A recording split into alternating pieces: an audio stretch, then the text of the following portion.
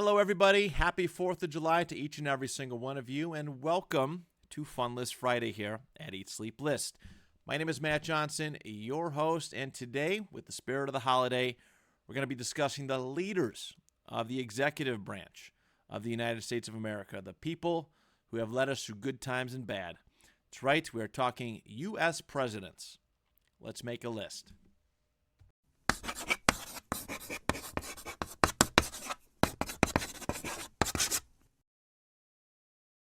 My favorite quote from the movie Black Panther is one from T'Chaka to his son T'Challa. And in the scene, T'Chaka says to his son, "It is hard to be a good man and a good king." In the case of this video, on this specific topic, it is hard to be a good man and a good president. It's a job that I can't even fathom what goes into it. All right, the mental, physical, emotional toll it takes on every single person that has taken that office.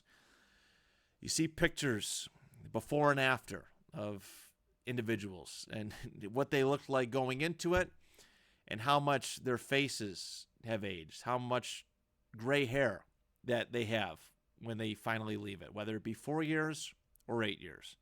It takes a heavy toll. There's so much that goes into it. You, as president, are responsible for the well-being of your people, all right, and your country's interests against other countries' interests, all right? And you hope, at least I like to believe, that all these presidents want to leave behind a better country when they leave. And that has not really happened a whole lot in my lifetime. I don't think it's really happened at all, to be perfectly honest with you. Our country is struggled, and it's hard. There's so much that goes into it, and I can't even explain it. I'm not even bootlicking for presidents, but like literally none of us have any idea what goes on, the intel that they have that causes them to make the decisions that they end up deciding on. And I do believe that most, if not all, people that go into the office of president go in with the best intentions, and they have big ideals. They have big dreams that they want to do to help in their vision the people of the United States. And they almost always fall short. They almost always fall short. And that's kind of why we are in the state that we are in. The divided, disappointed, let down, just sometimes just emotionless reaction and feeling towards the job. You know, it's funny, when I'm in social media, the limited social media that I am on and the social media that I have been on, as well as just conversations with people who are armchair presidents, people who can hardly manage their own lives. They struggle to maintain a 9-to-5 job. They can hardly pay bills and have unbalanced social lives and all these other aspects. Feeling the need to share how they would handle certain situations. And you know what? There is a lot of criticism that is deserved that goes towards presidents. All right, everything that they say is going to piss off at least half of their constituents. All right, at least half of the population. But it is funny that the amount of armchair presidents that we have on social media that can hardly run their own lives and think that they can do the job better. Again, no idea the type of intel, the inner workings of politics. Not that I'm saying that I do, but it's obviously very complicated. How many times have we been promised something special going into a presidency and just been let down at the very end of it? You know, presidents have to answer to a lot of people. They have to answer to the American people. They have to answer to their political party. All right, congressmen, senators, representatives, and A lot of them lobbyists, people who have backed their campaign and gave them the ability to sit in the highest office of the USA. So I don't try to like wrap my mind around it because I'm pretty sure my mind would explode in the amount of like I have a lot of trouble socially with people, maintaining relationships, giving and taking, and so much more. And I don't try to understand it. I can't. I just can't. My view on politics, as far as dealing with it, is controlling what I can control.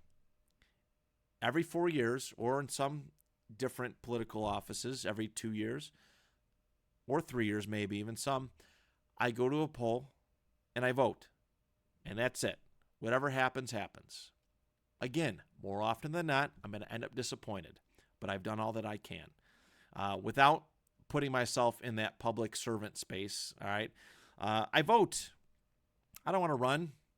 That's the only other alternative to affecting change. I don't want that. I certainly don't want that. And I don't think a lot of people would want me running for any type of public office either. But at a glance, that's how I view presidents and dealing with presidents emotionally. All right, controlling what I can control, and I have zero control. I have zero idea. Can't even fathom what it is like to be a U.S. president.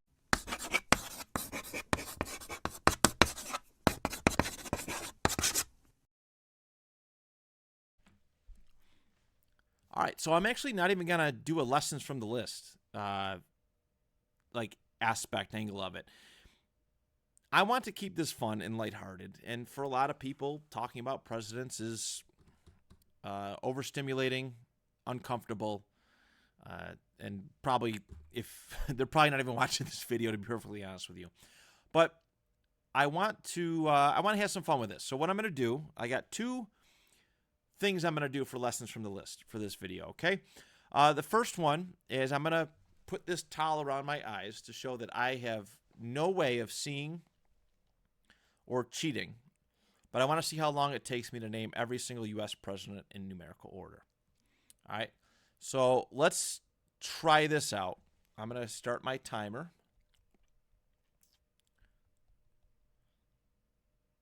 On my phone, and maybe I'll put one up graphically, visually. But yeah, so I'm going to do that, and I'm going to do some fun U.S. president trivia facts, statistics, so on and so forth. So let's give this a go. I'm going to see how long it takes me to name all 45 technically, but 47 U.S. presidents. And here we go. All right, Washington, Adams, Jefferson, Madison, Monroe, Quincy Adams, Andrew Jackson, Martin Van Buren, William Henry Harrison, John Tyler, James K. Polk, Zachary Taylor, Millard Fillmore, Franklin Pierce, James Buchanan, Abraham Lincoln, Andrew Johnson, Ulysses S. Grant, Rutherford B. Hayes, James Garfield, Chester Arthur, Grover Cleveland, Benjamin Harrison, Grover Cleveland again, William McKinley, Theodore Roosevelt, William Howard Taft, Woodrow Wilson, Warren G. Harding, Calvin Coolidge, Herbert Hoover, Franklin Delano Roosevelt, Harry Truman, Dwight Eisenhower, John F. Kennedy, Lyndon Johnson, Richard Nixon, Gerald Ford, Jimmy Carter, Ronald Reagan, George H.W. Bush, Bill Clinton, George Bush, Barack Obama, Trump, Biden, Trump. Okay. It took me about a minute and 40. I got a minute and 42 seconds on my stopwatch. I know I started a little bit. I think I did pretty good. I think I nailed them all. So about a minute 42 seconds. I know I hit the button and then put the wrap up, but not too shabby. I feel like maybe I could do a little bit better, but I'm choking under the pressure. So there's that. All right. Next step. Next part of the fun factor. I want to read some presidential statistics, trivia. And this isn't stuff like that is common knowledge, I don't think. Even though I did find a couple fun sources, POTUS.com.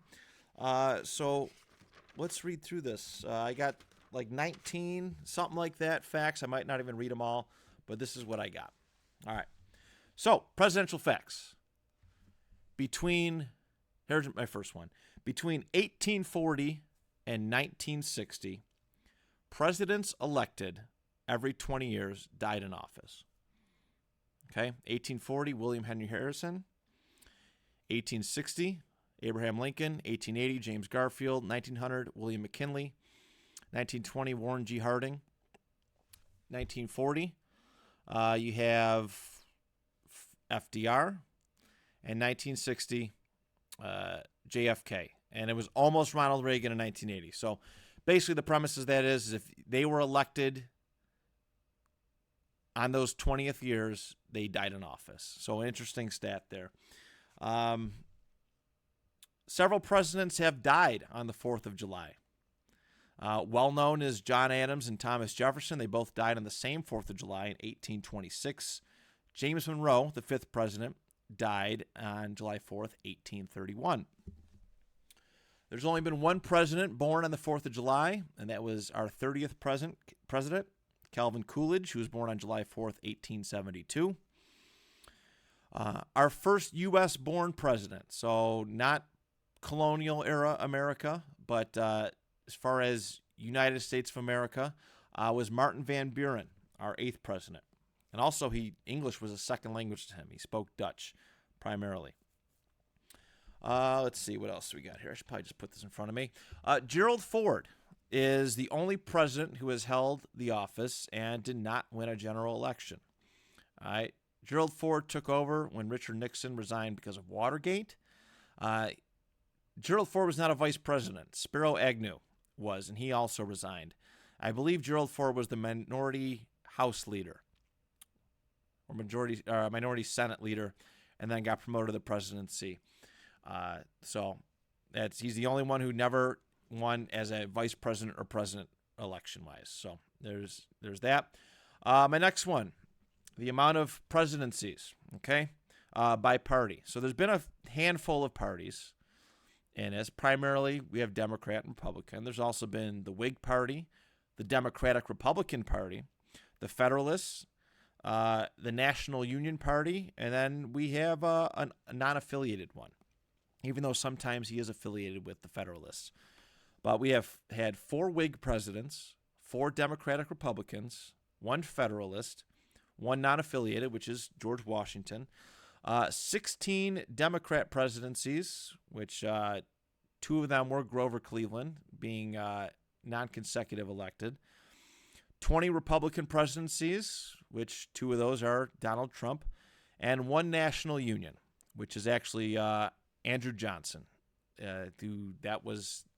He ran under a unified ticket and just to help promote and get the country back together during the Civil War for the nation. So that is the National Union Party. As far as office holders, how long the duration of each party has held office. The Democratic Republicans ran 28 consecutive years. That was Thomas Jefferson, James Madison, James Monroe, and a term from John Quincy Adams. So seven president terms. Federalist, 4 years. All right, that was John Adams, our second president. The Whigs had 8 years of it. So there was, like I said, 4 Whig presidents, but 2 of them died in office. William Henry Harrison passed, and John Tyler finished his term, and then Zachary Taylor was the other Whig, and he passed, and Millard Fillmore did his term. The National Union, which was, as mentioned, Andrew Johnson, the 17th president. He had 4 years in office. And we've had 92 years of Democratic presidents and 94 years of Republicans. So that's the first page. All right, on to the next one. The longest time between presidential wins. So between 1861 and 1885, no Democrats were president. That was a 24-year stretch. The longest stretch for Republicans not holding the highest office was 1933 to 1953. That was 20 years. That was mostly FDR, followed by Harry Truman. There have been 26 one-term presidents. Okay, 26 one-term presidents. There have been 20 two-term presidents, and there's been one who had 3+, FDR. 8 presidents have died in office. All right, the ones that I've mentioned already: Henry Harrison, Abe Lincoln, James Garfield, William McKinley, Warren G. Harding, FDR, JFK, and the other one, the 8th one, was Zachary Taylor in 1850. Presidents by states: Virginia has had the most presidents, 8. Ohio, second with 7. New York, third with 5, followed by Massachusetts with 4. North Carolina, Pennsylvania, Texas, and Vermont have each had 2. And the following states all had 1 president: Arkansas, California, Connecticut, Georgia, Hawaii, Illinois, Iowa, Kentucky, Missouri, Nebraska, New Hampshire, New Jersey, and South Carolina. So 21 states in all have had a representative in the Oval Office. The oldest surviving photo of a sitting U.S. president is James K. Polk. William Henry Harrison actually technically was, but his picture was misplaced. John Quincy Adams is technically also the oldest to be taken, but he was not president at the time of his photo. This one I always found really enjoyable. There's a lot of videos on YouTube pertaining to this, but the first president to have his voice recorded was Benjamin Harrison, who was in between the 2 Grover Cleveland terms. All right, Grover Cleveland's would technically be before him, but his voice was recorded in the second term. And if you want to go seek it out, the Benjamin Harrison one, it is hard to listen to. It was recorded on something like some wax roll or something or other. It is painfully it's rough. It's like when you put a microphone close to a speaker, but it is kind of cool to hear somebody from the 1880s, 90s, to hear their voice, and it's kind of surreal to listen to. So there's that. Jimmy Carter had the longest post-presidency. He just passed away last year, or earlier this year. But his post-presidency was 43 years and 343 days. James K. Polk had the shortest. After leaving office, his 1 term, 103 days, and then he passed. Election stuff. John Quincy Adams won the 1824 election with the lowest electoral college percentage, 32.18%. Went to a whole delegation, and Andrew Jackson eventually fought it, said he was a fraud, and so much more. It was quite the ordeal. James Monroe won the highest, aside from George Washington, who was unanimously elected in his first 2 terms. But James Monroe won with 99.57% in the 1820 election. And the only reason why he didn't get 100% was because they wanted that honor to be reserved for Washington. So 1 person voted for John Quincy Adams. 5 presidents have won the presidency while losing the popular vote. John Quincy Adams in 1824, as we already mentioned, he had 38,000. He was 38,149 votes shy of the person ahead of him, which was the 10.44% difference between him and Andrew Jackson in the popular vote. 1876, Rutherford B. Hayes, 254,235 votes shy of the popular vote winner, which I believe was Samuel Tilden. No, I can't remember off the top of my head. But it was a 3.02% difference between the higher popular vote getter.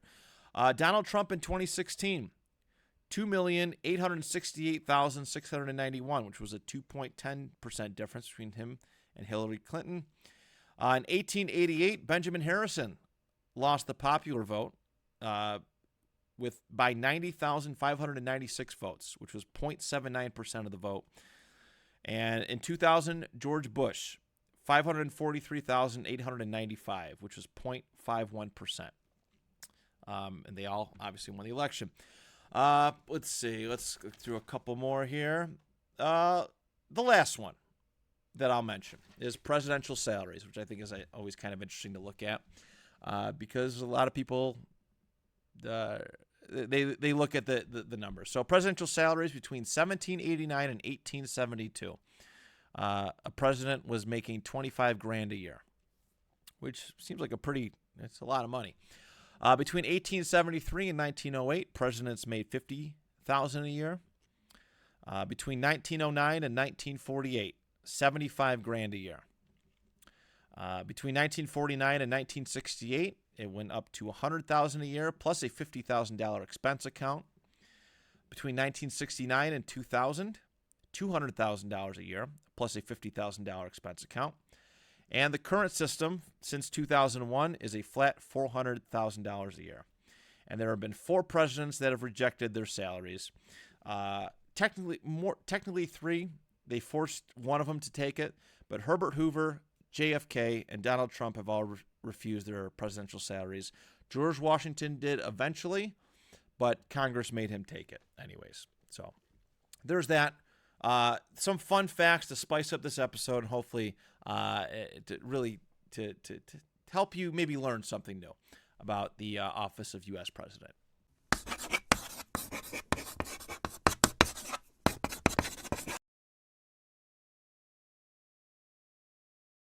All right, everybody. Here are my top 10 favorite U.S. presidents. Feel free to comment if you feel comfortable with it. I know it's one of those turbulent issues where people maybe not necessarily want to do that. But I don't mind. I like finding like-minded people to talk this sort of thing with, and I only have maybe 1 or 2 that I really can. So if you feel free to do so if you so choose. If you want to email it privately, eatsleeplistpod@gmail.com. Feel free to. I don't know what you're going to think of me when I go through my list. I don't know. I'm kind of all over the place, but I'm also not. And if you decide to not like me on a personal level anymore because of my top 10 choices, then so be it. I'm sorry you feel that way. I can assure you I don't feel that way reciprocally. But these are the top 10 presidents that have maintained my interest, whether it be reading up on them, reading into them, or I just liked the pros of their presidency. And so here we go. My top 10. My number 10. I'm going to start off with the shortest-lived president on this list, and his name is John F. Kennedy. All right, JFK in his single election in 1960 ran against former Vice President Richard Nixon, and he defeated Nixon with a 49.72% of the popular vote. It was neck and neck with him and Nixon. But 56.4% of the Electoral College. I was like in and out between him. All right, I didn't know if I was going to pick him or another president, actually one that I had lived through. I got some listing stuff down here. But I went with JFK. I got on a binge of listening to JFK speeches today, getting ready for this episode, and I was just, his youth and energy was wonderful, and I could listen to him talk and inspire people. I'm a sucker for a good speech. All right, I'm. Lord knows we haven't had a president that can communicate very well in a very long time. It's been a decently long time. But man, the way that JFK, the way he spoke was so powerful, and I hate that his life and presidency was cut short. What could have been if we got a full 8 years out of him? And who knows? That's an interesting aspect of JFK too. Is not just what he did in the 3 years that he was in office, but what could have been, and the mystery surrounding the never-ending mystery surrounding his death and assassination. It's talked about today. It led to a lot of mistrust in the government, and it continues to this day lead to a constant mistrusting of government. And I don't think that's a bad thing necessarily, within reason. But I wanted to discuss, so every president that I have listed here, I have a pros and a cons list. And they could be biased. They could definitely come off as biased, no doubt. Some people have different tastes in what they like in a president. But these are the pros and cons as I see it. And because I want to be fair. I want to be fair. I understand that most of these presidents are not good people, or they're not perfect people. They're all flawed just like us, but just at a much higher level, at a much more dangerous, seemingly dangerous level. So, JFK, my pros for him. All right. Obviously, I mentioned his youth and energy, but his leadership through the Cuban Missile Crisis. I just listened earlier today to his 18-minute speech on the Cuban Missile Crisis and the way he handled it, the nonstop, the sleepless nights. I actually listened. It's really cool that they had these phone calls up and out there, but between him and Dwight Eisenhower, the previous president, to the conversations and mentorship that JFK had with Eisenhower. He did a really good job de-escalating that situation. All right, made a huge push for civil rights, huge push for civil rights, as well as his new frontier approach to taking care of people. And while a lot of that stuff was shut down in the various other branches of government, a lot of it was also passed post-mortem under the LBJ administration, and which his death, unfortunately, at the risk of his death, it pushed a lot of stuff forward, including the Civil Rights Act of the 60s and so much more. A lot of good things happened for people because of this. He also did a really good job with a nuclear test ban treaty. All right, negotiated with him, with the United States, the UK, and the Soviet Union, which is great. I don't know the specific details of it, but the fact that they came to a agreement on how to test and treat nuclear weapons is, I hate nuclear weapons first and foremost, but the fact that they came to an agreement and how they test it, how they operate it, was a step in the right direction. And some of the cons. All right, the Bay of Pigs invasion, which is well documented how bad and abysmal that went. It led to a kind of a rising tension with the Cold War. Also, a lot of the actions and things that escalated the Vietnam War, which was not a bright moment in American history. A war that we should have never, ever been in. And I mean, for the people that didn't come home and the people still struggling to this day from Vietnam, should have just never happened.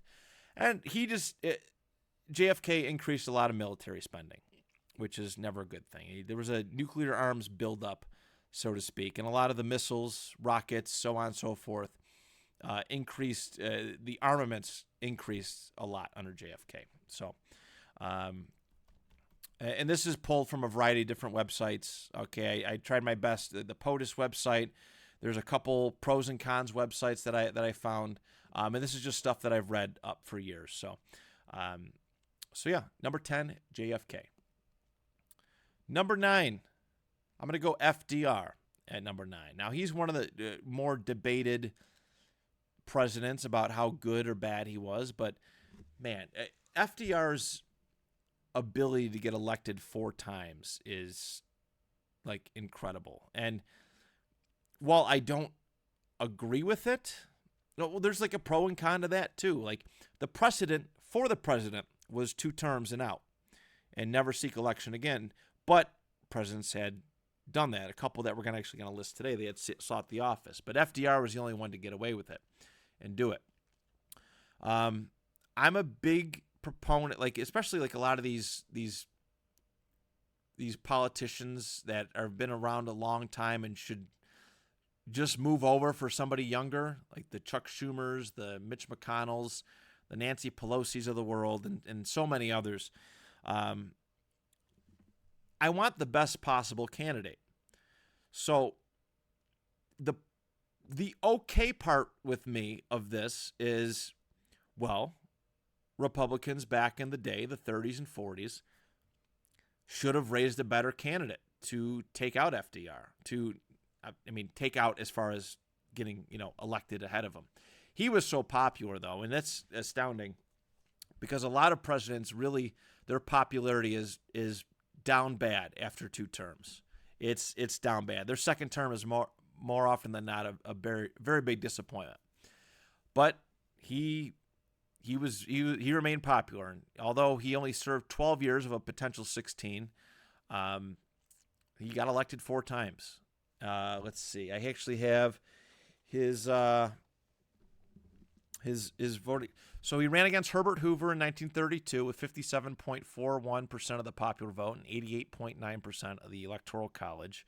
He beat Al Landon in 1936 with 60.80% of the popular vote and 98.5% of the Electoral College. Beat Wendell Willkie in 1940 with 54.72% of the popular vote and 84.6% of the Electoral College. And he was the least popular, and his popularity dropped off considerably in his last one, 1944, against, I believe, then New York Governor Thomas Dewey, I think he was New York Governor in 1944. 53.3% of the popular vote and 81.4% of the Electoral College. He was still uber popular, even though it had waned. FDR is a mixed bag. All right, he did a lot of good, and there was some stuff that, maybe in the long run is not so great. So let's go through the pros and cons, in my personal opinion. All right, he led the country through World War II and the Great Depression, which is important. The Great Depression was bad. It was not a great time to be around. All right, there's banks and businesses just failing. It was just a terrible time. And World War II was a dark time too, and he led America as well as he could. Became a big, important part of the international, the Allied powers against Japan, Germany, and Italy. Launched a lot of New Deal programs that helped relieve and make things a little bit easier on Americans who were struggling through those times. And again, the popularity aspect of it. It is incredible that he did. And there's a lot of layers to the New Deal programs, too many to name. But the cons. I'm not a big government person. I don't want government overreach. And too much government means high taxes. And these big government programs are increasing taxes on people who are struggling through the Great Depression. So in some instances, too much big government may have extended the Great Depression a little bit longer than it maybe should have. And the problem too with instituting government programs is that the government always takes it a step too far. There's always too many. There should be a happy balance, like a happy medium of government programs instituted. But once you add a few, keep piling on, and before you know it, you're paying a lot of taxes, and more often than not, the government is inefficient and ineffective with their programs. Expanded the welfare state, which is part of that big government thing. The big government overreach, which is not good. Too much of a dependency on government, which is it's not good for progress and innovation. And the Japanese internment camps, which was not good, not quite as bad as what Nazi Germany was doing to the Jews, but still bad regardless. Not a good look for the United States, especially post Pearl Harbor. Just not great. So that is my number 9, FDR.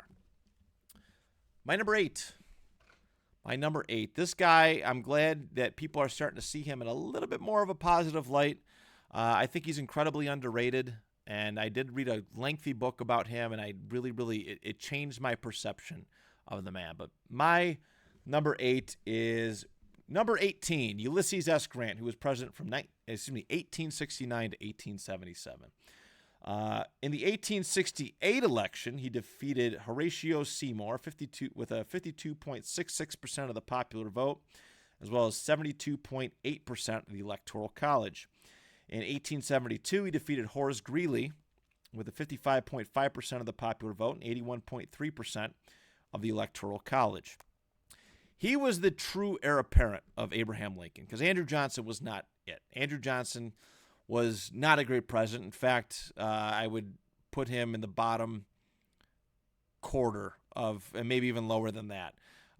He was not great. But Ulysses S. Grant was actually a really good man.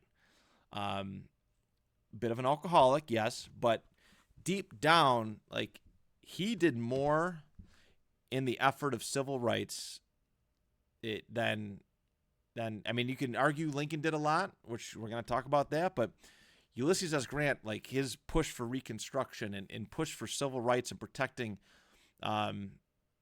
freedmen, free African Americans it often goes unnoticed. I don't think people realize this a lot. He was just a good man. He meant well. He was a military guy, and him being a good person kind of led to his undoing, and we're going to talk about this now. But the Reconstruction efforts, first and foremost, like, there was no blueprint left by Lincoln because his life and presidency was cut short. He did a lot. He advocated for a lot of, like, the 14th Amendment was passed under his watch, and he advocated strongly for the 15th Amendment to be passed, as well as some of our earliest civil rights acts, the 1871 and 1875. I don't know if a lot of people know this, but Ulysses S. Grant defeated the original incarnation of the Ku Klux Klan, who was terrorizing the South. You know, the country's trying to unite, and there's all these white supremacists running around and terrorizing African Americans. And Ulysses S. Grant, he actually used federal troops Union troops, technically, to get stuff under control. And he arrested and had a lot of them jailed away for a long time, rightfully so. So I love that. I think in this day and age, too, where it's maybe not the most popular opinion or way to go that he did that, I love it. And also, one of the presidents we're going to talk about is credited with a big push for national parks, but Ulysses S. Grant was one of the ones who established it. The cons, like I said, very trusting individual, and he almost did a bit of a spoil system. He rewarded people who were loyal to him in the military with government jobs, and it led to a lot of cabinet corruption, a lot. His second term was riddled with corruption and all sorts of investigations, arrests, and it left a stain on his legacy and presidency. The Great Sioux War of 1876 was something that Ulysses S. Grant egged on. They wanted gold in the Black Hills and went up against the Sioux, and it was a bit of a false flag deal. Like, he tried, his intention through speeches was great relations with the Native Americans, but the Great Sioux War, which was not great. This is Custer's last stand. Was not good for Grant's legacy, and one of the reasons why it kind of undid all the good that he did in his first term. And with some of the passing of the amendments, the way the wording and such was that the South actually gained a big boost in representation in the House of Representatives. Because all the African Americans were freed, the populations were boosted in the South, and this would create a Southern domination in the House of Representatives for probably 100 years. But a lot of this happened at the end of his term, and there was a point where he couldn't even do his duty properly because the South was so well represented and challenged everything that he did from a federal perspective.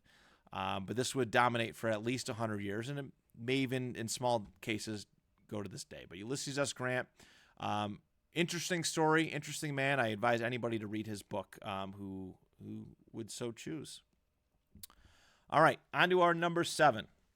It is my number.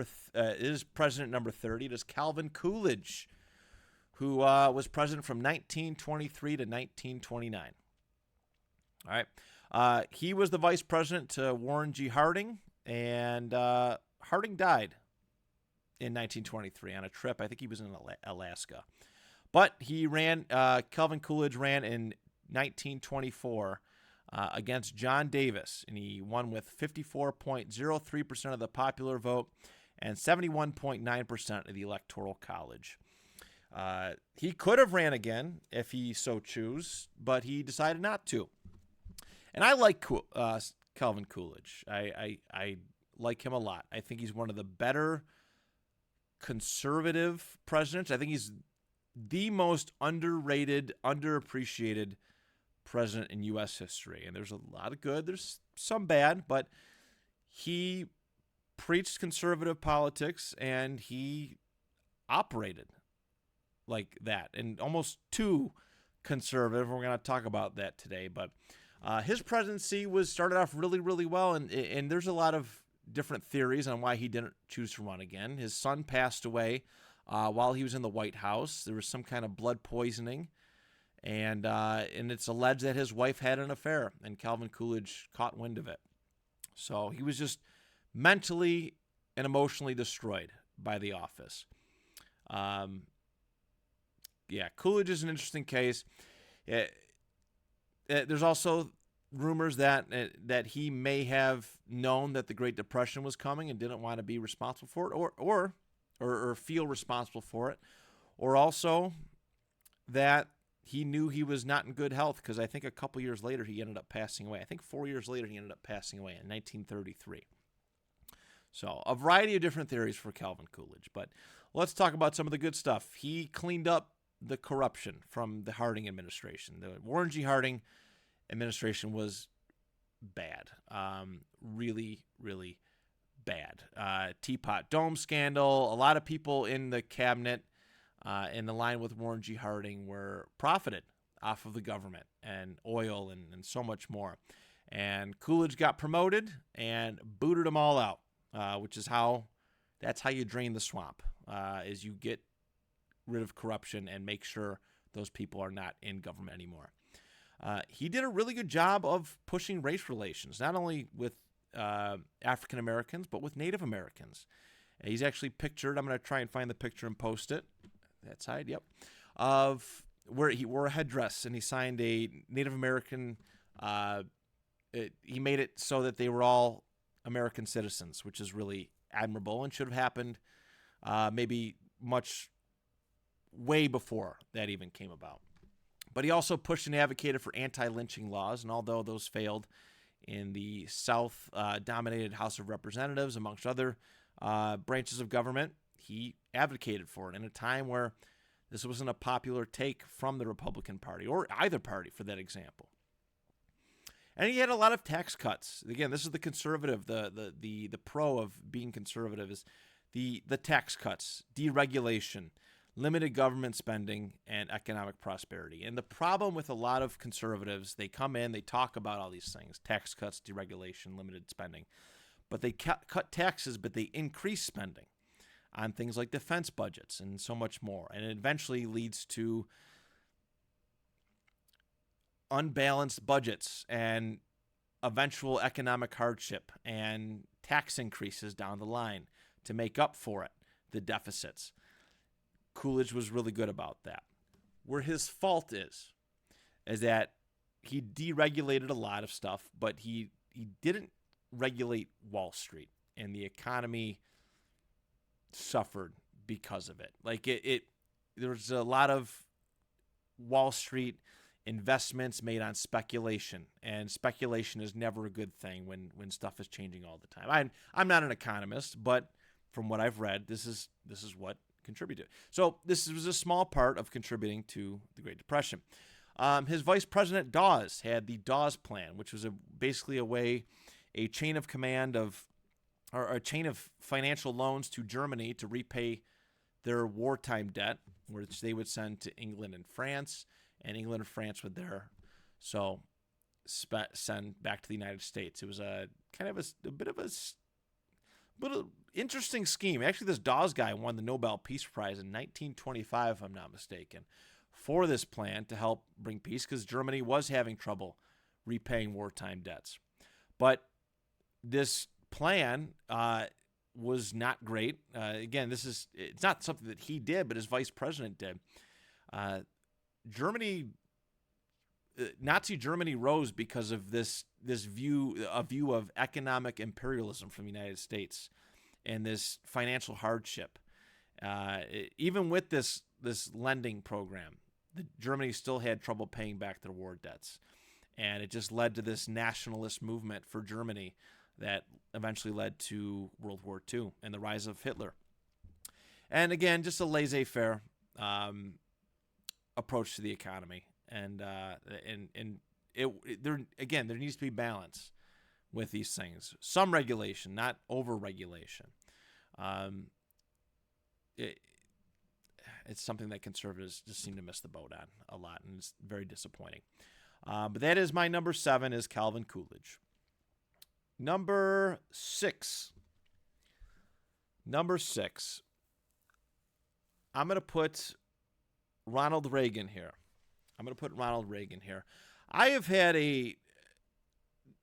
Reagan's such an interesting character. People either really love him or really despise him. People view him as either one of the greatest presidents of all time or one of the worst. It depends on, I guess, personal experience, stuff like that. It really depends on, I don't know, how you view his presidency, I guess. There's like no in between when it comes to Reagan. I read a book on Reagan a few years ago, and it was really interesting. It was a nice inside look to him. And for years, I've been preached to that he's the model of modern conservative politics. And I did some digging, and there's a lot of good when it comes to Reagan. People speak fondly about the Reagan years often. People love the 80s. People speak very highly of the 80s. All right, pop culture was awesome. Music, in my opinion, was really good back then. The Reagan Revolution was a great time to be alive. At least that's what I've been told, and that's what I've read and listened to. But there was also a lot of bad that came with it. And let's get into it. So Reagan, his pros, I'm going to say, he took a strong stance against the Soviet Union, calling them an evil empire, and eventually a lot of the approach that they took caused the Soviets to look internally and see how they were behaving, their foreign policy. They seemed to be gung-ho and desire to spread communism instead of just letting it exist, just existing and trying to run themselves. And the Soviets took a hard look at themselves. He broke the ice with Mikhail Gorbachev, which was great. And it eventually led to dearmament and eventually great relations for a little while between our two countries. And eventually, during the George H.W. Bush presidency, the dissolution of the Soviet Union. So he did the hard part, at least the final stretch of it. Tax cuts, reduced spending for a little bit, and deregulation, much like Calvin Coolidge. And he's also a great communicator. I love listening to his speeches. He has a really good way of articulating. And again, it's a huge, huge difference between what we have now versus what Reagan was able to do. He can, even if it wasn't good, he can sell it to you. He was really good at that. His cons, much like Grant, he was pretty hands-off with his cabinet. And by the end of his second term, a lot of his cabinet were arrested for corruption charges and all sorts of bad dealings, okay? The Iran-Contra deal was not great. Negotiating with terrorists, all right? And it's kind of led long-term to some of the problems we are facing today. And Reaganomics, too, in the short term, it worked great. And in all honesty, Reaganomics continued to carry on through his term, through George Bush's term, even though Bush raised taxes to cover the deficit. But I don't know if a lot of people realize this, but Bill Clinton utilized a lot of Reaganomics in the way. And people remember the 90s very fondly. He was the other alternate as my number 10 instead of JFK, because I remember living in the 90s and it being pretty peaceful and America thriving. And a lot of people said that they had more money back then. It was an extension of Reaganomics. And like a lot of people blame Reagan for the type of economic world, the financial hardship that we deal with today. And it's hard to say. Like, yes, it could be blamed and pinpointed him at the start, but also there's been plenty of opportunities. There's been plenty of opportunities to course correct along the way, whether it be newer Republicans dominating in all three, all branches of government, or Democrats on the opposite side of things who have constantly complained about the way that things are with the trickle-down economics and so on and so forth, that have had the opportunity to course correct, but they have chosen not to. So I have a little bit of pushback on that, but again, I'm not an economist. But this is the way I see things. But things were really good up until probably the end of Clinton's term, the late 90s, going into the 2000s, going into the George Bush run. It's just the way I see things. I'm sure I'm wrong in some instances, but that is what I got. So Ronald Reagan comes in at number 6. He's been as high as 3 for me, but doing a lot of listening and reading, I think it's fair to put him he still belongs to the top 10 in my opinion, and I'm going to put him at about the halfway point. All right, my number 5. I'm going to go James Monroe here, and there's a variety of different reasons why I like James Monroe. He was president from 1817 to 1825. He was the last of the founding father presidents, and often forgotten. I don't think a lot of people remember or think of James Monroe. He's actually not a bad president. I will say that. But he's overshadowed by Washington, Adams, Jefferson, and Madison. But Monroe did a pretty good job. Mostly. He defeated Rufus King in 1816 with 82.8% of the popular vote and 82.8% of the Electoral College. All right, and in 1820 he was virtually unopposed, as I stated. They wanted to keep the 100% victory and leave that for George Washington, and that's understandable. But Monroe's the last of the Revolutionary generation, a long forgotten about thing. And after him, you get into the he did a lot to help focus the United States on figuring itself out, and for better or for worse. A lot of the stuff that he did allowed the United States to kind of focus on the slavery debate and a lot of in Manifest Destiny. A lot of stuff that he did, his policies in domestic policy and foreign policy, allowed the United States to kind of focus on itself and stop worrying about what foreign wars are going on. Britain, France, Spain, and so many more. Monroe is actually a really good president, and often ranked above average. His pros, the number one thing that I love the most about Monroe is the Monroe Doctrine. Okay. It was technically written by John Quincy Adams, but the Monroe Doctrine was a foreign policy, and one of the greatest foreign policies of American history is European powers stay away. Britain, no new colonies. France, no new colonies. Spain, stay out, no new colonies. And Russia, who was trying to acquire territory on the West Coast, they would get Alaska, and parts of Oregon and Washington State. But it was a foreign policy. Stay away. And any colonialism or act of war towards anything in this hemisphere is a act of war against the United States. And some view it positively, that he just wanted to keep Europe out. And some people view it in a negative light, that he was a bit of an imperialist. But the Monroe Doctrine is great. It's been instituted and used several times over. JFK used it during the Cuban Missile Crisis he instituted it, issued it, telling the Soviet Union to stay out of the hemisphere. If I'm not mistaken, I think Teddy Roosevelt used it during the Spanish-American War. That was very brief in the early 1900s. McKinley and Teddy Roosevelt, technically. But he led the country through the era of good feelings. And although there was a bit of a panic, a bit of a financial hardship, for the most part, he had a pretty easygoing presidency. And the country grew from 5 states. He acquired Florida, and there's some other parts in heading to the central, like a lot of the Louisiana Purchase territory was starting to form states, so that was pretty good. The cons, a slaveholder. All right, a slaveholder president, which I don't agree with at all. I hate slavery. I hate the institution of it. A lot of earlier presidents would kick the can down the road of slavery until it became a much bigger problem.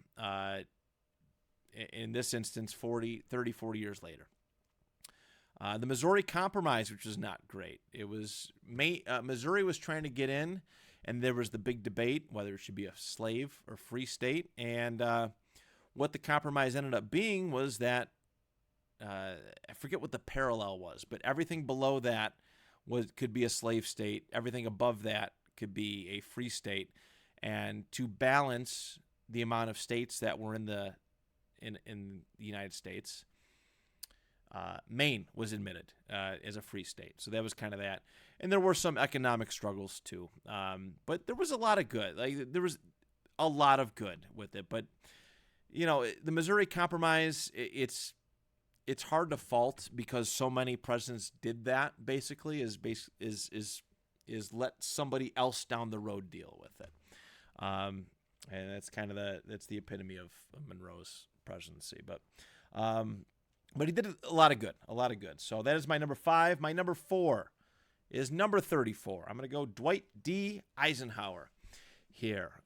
What a great president. He was president from 1953 to 1961.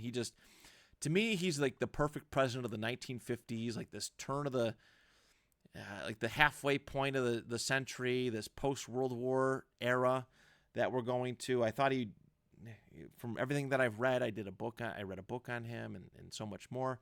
He was really good. So in 1952, Democrats and Republicans were both calling for him to run, and he decided to run as a Republican.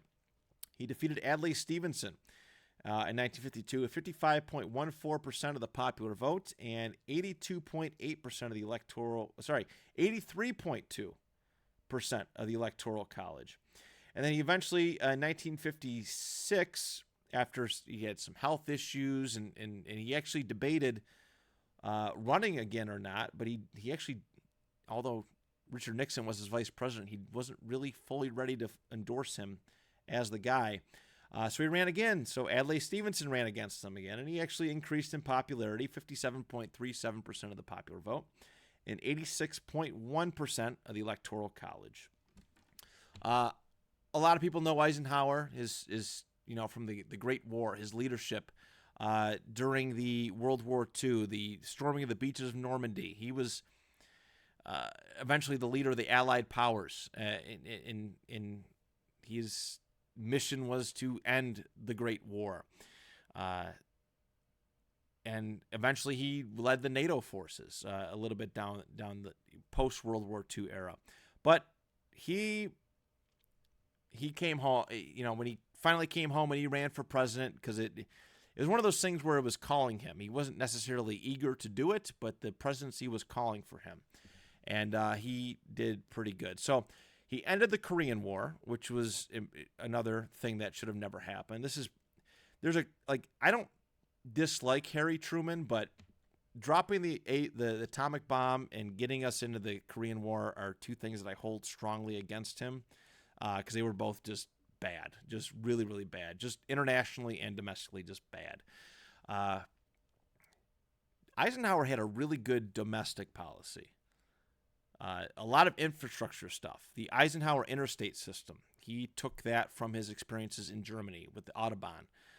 He wanted to, especially in this time of Cold War, wanted easier access for people to get out of a city if need be, but also just make travel easier. And we all go on the thruway today. This is a laid out plan, the Eisenhower interstate system. You see the signs of it everywhere. And this is all stemming from Dwight and his life experience. He enforced civil rights decrees. Okay. Brown v. Board of Education. He sent federal troops to begin the assimilation process of African American children going to school with white children. And it was difficult, but Ike was so liked that, you know, the country kind of rallied behind it, and he got it done. He also played a big part in NASA getting organized, all right, getting ready to go. I know JFK gets a lot of credit for it. I believe it's called the Kennedy Space Center, if I'm not mistaken, but Eisenhower got that underway. And he also did a really good job with the Suez Crisis. World War III almost happened in the 50s. I think it was 54 or 56. But Israel, Britain, and France wanted to invade Egypt for control of the Suez Canal. And they were trying to get Eisenhower and America on board to get this ever-important piece of land. And I think Egypt was getting a little cozy with the Soviet Union. And if the United States intervenes, it's all hell's going to break loose, and you could see nuclear war. Eisenhower told Britain and France to stand down, and Israel, technically speaking, but told them all to stand down, which was big, brave, and just kind of let nature take its course, whatever happened. Whether he agreed with communism or not, he didn't want to start this international crisis over the canal, and it's big. Like it took the rug underneath Britain as a world power. Like their prowess on the world stage dropped off dramatically after this event. France has been kind of, again, struggling. They're in and out. They're just got return control from being Vichy France maybe a decade earlier, post World War II, and this was not good for that. Not good for their world standing. So Eisenhower did that. It was pretty brave to kind of just, all right, guys, that's enough of this nonsense. The cons. All right, well, one more pro too. He warned of the military-industrial complex, which is ever important and necessary. But on the flip side of it, some of the stuff that Eisenhower did enabled and encouraged, especially the CIA. The CIA got really big, really ballsy during his presidency, and they operated a lot of regime changes. Some of the issues that we have with Iran started with a CIA regime change. All right, I think Guatemala, there's something like that. Another couple places this stuff kind of happened. The CIA was unleashed on the world for worse, typically. But this was the containment policy that Eisenhower was using when it came to communism, and they would undermine these places if they were getting too cozy with communism to keep democracy, democratically run or elected leaders in power. So McCarthyism. Joseph McCarthy, within his Red Scare that he had. Eisenhower hated McCarthy, but he took a stoic approach to McCarthy. And McCarthy ran wild with his accusations of communism. Political opponents of his were jailed. And it got too out of control. The Red Scare was unnecessary. And eventually McCarthy shot himself in the foot, figuratively. And that was put to rest. But Eisenhower, it did happen under Eisenhower's watch. And there was some escalated tension with the Soviet Union. He had the U-2 incident where a U-2 spy plane from the U.S. who was getting photographs, they'd fly over. It was shot down. It was shot down in the Soviet Union. And while things were kind of getting better with him and Khrushchev at the time, This incident escalated it again, and it was not a good move. But I like Ike. I like Ike. So there's my number 4. All right, moving on to number 3. This is where I'm going to put Theodore Roosevelt at. Teddy was our 26th president and ran the country from 1901 to 1909. I love Theodore Roosevelt. I really, truly do. Actually, last summer I discovered that he was inaugurated as president in Buffalo, New York. And there was a house / museum in Buffalo that me and my friend Brian went to, enjoyed it, bought some cool souvenirs, and got to take a tour through it. It was really wonderful. I enjoyed Teddy a lot. So in 1900, he was William McKinley's running mate. All right, and he was not very popular with the Republican Party. He was a little too radical and progressive for their cup of tea, but it's my kind of radical and progressive. It's just enough where you are physically conservative, but you are progressively liberal in a sense. But McKinley got shot in Buffalo, New York in 1901 at the World's Fair. And Teddy came in via train and got to work immediately. He was inaugurated and so on and so forth. And then he ran again in 1904, where he defeated Alton Parker and with a 56.42% of the popular vote and 70.6% of the Electoral College. Teddy is a man's man. This dude loves to fight. I laughed reading his book at some of the stuff that he would say throughout his entire. I mean, he led a very, very interesting life. Like he told a guy he'd kick him in the balls and something like in like a New York State some kind of debate thing. He was mayor of New York City, I think, at one point. He was a police commissioner. Like, this dude did it all. And I love the story of Teddy.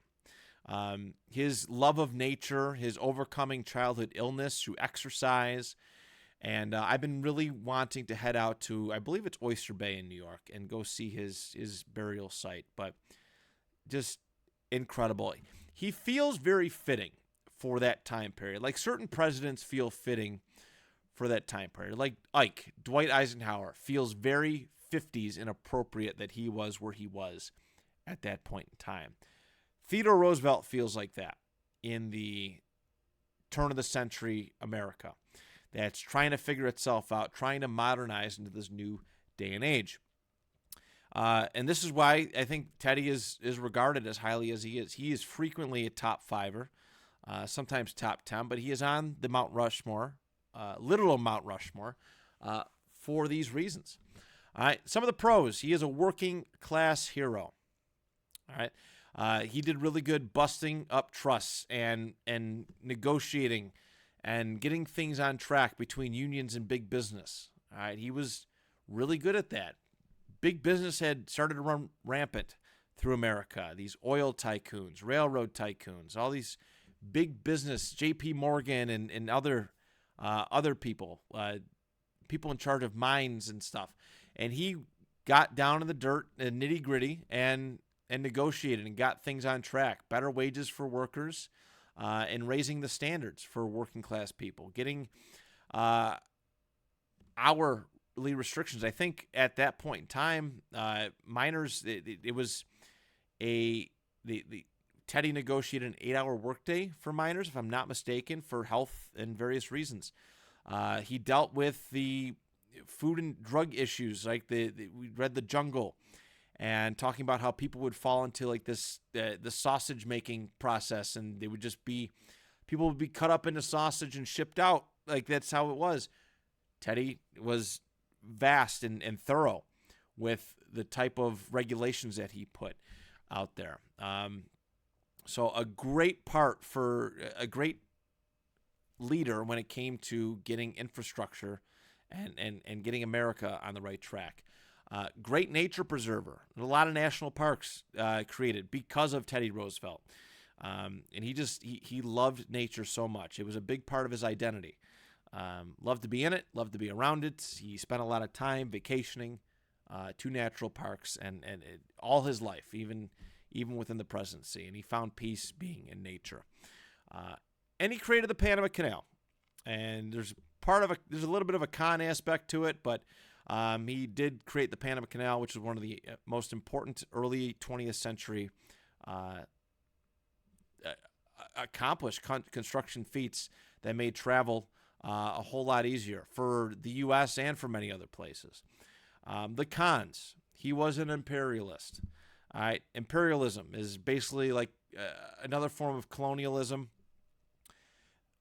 But I will grant Teddy this, is that other countries were doing it, and in order to keep his head above water, keep America kind of even keel with everybody else, he went the imperialist route. And he did it with a lot of Central and South American places. Like he wanted to, I think the term is annex, but like Cuba and Guam, Puerto Rico, all those places. Who knows if he would have got, Cuba admitted as a state or some other the problems the headaches that it would have saved John F. Kennedy 60 years later. He was a war hawk. The dude loved to fight, in person, but he pushed heavily for the Spanish-American War, which he was under McKinley for, but he wanted to fight. And when he was out of office, he pushed heavily for the U.S. to enter World War I. He loved to fight. Like, again, man's man, but he wanted to fight at the risk of other people's lives, which it's hard to get behind that, but you have to give him he was courageous. And he did a lot of aggressive interventionism. The way that we got the Panama Canal was like he sent like warships outside of Panama, and I think he led the full story is like he led a revolution in Panama that was a government change because Panama didn't agree. I think it was either Colombia or Panama didn't agree to the Panama Canal being built on the terms that Teddy laid out. So he's like, all right, we're going to send a warship out there and make things happen. So there's that. But I adore Teddy Roosevelt. He can easily, depending on when you ask me, he could be a 1 or a 2 all day. My number 2 favorite U.S. president is Abraham Lincoln. Abraham Lincoln is our 16th president, and was president from 1861 to 1865. He defeated Stephen Douglas in 1860 with 39.65% of the popular vote and 59.4% of the Electoral College. We all know that his election led to a lot of states leaving the Union, all right, exiting the Union, which was not great. He came in willing to do whatever it took to preserve the Union. And a lot of the southern states left because they knew his stance on the issue of slavery. He would run again in 1864. He defeated George McClellan, one of his former generals, actually, that he relieved from duty due to inaction. 55.03% of the population, which was just the North, and 91% of the Electoral College. Lincoln, he's such a good, he's a tough character to read. Like, obviously, he was willing to do whatever it took to preserve the Union, and what it would take would change over time. He was willing to compromise, and he didn't want to spread slavery. He didn't want to end it, but he was willing to stop the spread of slavery at the very least to preserve the Union, and it just was not enough for the South, and that's what led to the war. He did a pretty good job, and I think the biggest disappointment of Abraham Lincoln's presidency is that we didn't get to see him as a peacetime president. It was all war. It was the Civil War, one of the most stressful, heartbreaking kind of moments. In who wants to enter the presidency like that? Like, the presidency should be this cool, exciting moment in some way, shape, or form that it gives hope that to people that things are going to change for the better. And he enters, and it just all falls to crap. And it's not his fault. It was based upon the inactions of 15 presidents before him. And he did a really, really good job, as good of a job as he could, in keeping the Union together and eventually helping set the stage to reassemble it. My pros and cons with Lincoln. Successfully leading the country through the Civil War by any means necessary. He had an all-star cabinet of political rivals. In fact, one of my favorite books is about that, is the way that Lincoln led his cabinet. And a lot of them were people that were vying for his position on the 1860 Republican ticket. He amassed them. Edwin Stanton, and several others.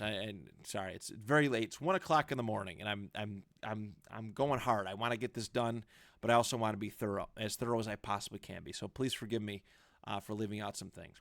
And of course, the most important thing is the Emancipation Proclamation, which freed the slaves in 1863. That's great for the North. The North was already pretty much slave-free at that point, but as southern states started to be conquered, as William Tecumseh Sherman marched through Atlanta, and so on and so forth, and Ulysses S. Grant would press the South and eventually defeat Robert E. Lee. As these states would rejoin the Union towards the end, well, actually, I think they more so rejoined after Lincoln's death, but the law of the land was that slavery is no more. He did that. He took the brave step that, again, 15 presidents prior to him did not have the gall to do. And that's why I adore him. Abraham Lincoln could easily be a number one as well. The cons of it, though. This is the thing about being a president that's difficult, right? You could be a good man and a bad president, but the great presidents have to do difficult things, like make very tough choices. And for example, I want to give him a little shout out, but Jimmy Carter, great man, bad president, wasn't willing to do what was necessary. Lincoln is I'm not saying he's a bad man, but there was a lot of things that he did outside of the Constitution that he had to do, that he felt necessary to do to win the Civil War. There was points where he had to institute martial law and suspend habeas corpus to keep things in line. He did a military draft, which one of the earliest, well, they always kind of had conscription, but military draft was not popular. And in fact, about a year or two into the war, people were ready for peace. People wanted to negotiate for peace with the Confederate States and let them be. But Lincoln pressed on, and it was a lot of not great stuff. I think if you're living in the moment, you'd be questioning his judgment, but the end justified the means, depending on how you look at it. But the last con was he dropped his previous vice president for Andrew Johnson, who was a Southern sympathizer. Even though he stayed with the Union, he was part of the National Union Party because they wanted to run a unity ticket to help when the war was over, get everybody together. And Andrew Johnson was the worst choice to carry on Lincoln's legacy. Absolutely horrendous, and another very easily worst president of all time. But Lincoln was, again, sad that his life was cut short. His presidency was cut short. Would have loved to see him in peacetime and see him get a plan underway for Reconstruction. Ulysses S. Grant did what he could, but by the end of that term, people were so sick of Reconstruction and the failing of it that it was basically abandoned by the Republican Party, and fixing the South was no longer a main concern for them. And this is John Wilkes Booth. Again, this is all stems from Wilkes Booth cutting Lincoln's life short. So, all right, there's my number two. And number one, I think many people could see where this was going, but I'm going to put George Washington here. He ran he was president from 1789 to 1796. And I don't think a lot has to be said. I think people understand the myth, the legend of George Washington at this point. A pretty good general. He was the best general at the time to lead the country. But Washington was not a great battlefield leader. From what I've read, he lost a lot of battles, dating back to his time in the French and Indian War. He was not a great general, but he was good at putting the right people in place to lead his armies and to lead the Continental Army throughout the American Revolution. And he was kind of like that going into his presidency. But Washington, again, he wasn't seeking office, but it was important for the hero of the Revolutionary War to be in that position, to lead the country and stabilize it for those first 8 years. It was an exhausting time. All right. In fact, he wanted to be done after 4, but he had to be pushed to do his 8 years of time, of hard time as U.S. president, because it was asked of him. It was requested of him, and George Washington was a statesman, first and foremost. His pros was that he was the first U.S. president, and everything that he did would shape the presidency. All right, he set the standard for what it was to be a president. And, like, I don't think people realize how difficult that can be to be the first at something. There's been so much happening in life that it's hard to be the first person to do something now. A lot of people are scared to be the first person to do something. Washington did it and took the challenge head on and established the 2-term limit, even though at the time it was not by law that you had to do 2 terms. It was just the honorable thing to do because George Washington did it. The way he conducted himself, the nicknames, Mr. President, people wanted to call him His Excellency. And he goes, no, we just fought monarchy. Let's not do that. Just Mr. President is fine. A lot of behaviors of the presidency, which have devolved or evolved over the years, stems from how George Washington conducted himself. The fact that he conceded the presidency shows great restraint within him. And also, not even that, too, but he was the de facto leader of the Continental Army, and he conceded control of the Continental Army. This is a man who did not seek, power is contagious, and power corrupts people. George Washington said, enough is enough. You guys can have this power back to lead the Continental Army. He conceded all of that, and again, conceded the highest office in the land of presidency, which shows great character. Also, in his closing statements before he was done being president, he advocated against political parties, which everybody loves to quote George Washington nowadays, but they always forget the part about no political parties.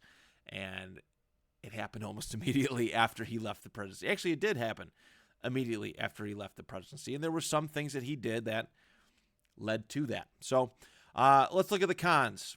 Slaveholder. All right, slaveholder, big no-no.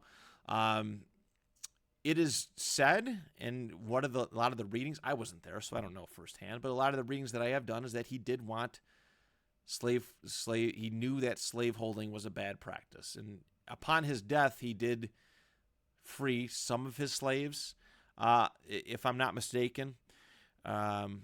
Or maybe it was his wife Martha's, but he did institute the Fugitive Slave Act, which was the process of slaves escaping, being returned to their masters. And it doesn't necessarily sound like a guy who wanted the institution of slavery freed, but change happens over time, I guess, and he did not want to be the person to split the country in two right out of the gate over slavery, which was, it should have been something nipped in the bud right away. He had a lot of indecision, which was something that plagued him during his command of the army. He was a decision by committee type person. He had a lot of strong personalities. In fact, he had one of the best cabinets of all time with Alexander Hamilton, Thomas Jefferson, Henry Clay, I believe, was his Secretary of War. I'm pretty sure it was Henry Clay. It was Knox. I'm sorry. It was Knox. So he had a really all-star cabinet, but it was a lot of partisanship in it.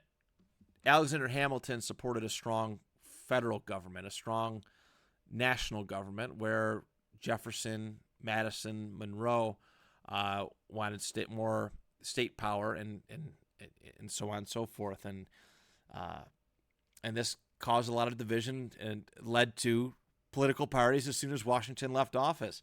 And Washington, by the end of his second term, leaned a lot more heavier into central government, Federalist policies, and which was literally against. It was kind of against everything the revolution was fought for. And this is the dilemma of big government versus small government, states' rights versus strong central government, and balance. But he eventually, Alexander Hamilton had his claws metaphorically dug into Washington and guided him quite a bit, and actually led to a big feud between Jefferson and Washington where they never talked to each other after Jefferson left office. So there it is, everybody. My number one favorite president of all time, George Washington, and that is the president's list. We got through it. This was a long episode. Maybe I did it on purpose, because if you really care what I have to say about the presidents, you will sit through this entire video. But if you don't, you won't. There it is. That is the quintessential president's list. Thank you so much for watching. Enjoy your 4th of July. Enjoy the weekend. And we'll be back on Monday. We'll get back to basics, and I look forward to it. Thank you so much. Until next time, do you even list?